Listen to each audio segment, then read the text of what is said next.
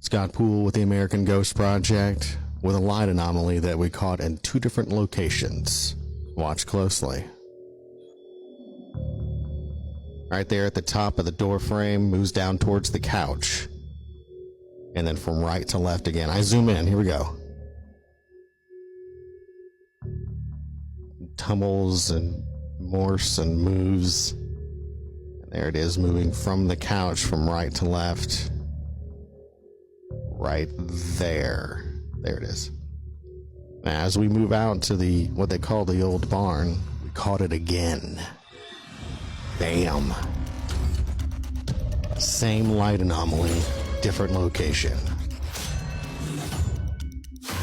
If you enjoy this content, like, subscribe, follow. Thank you all for watching. We will see you next time.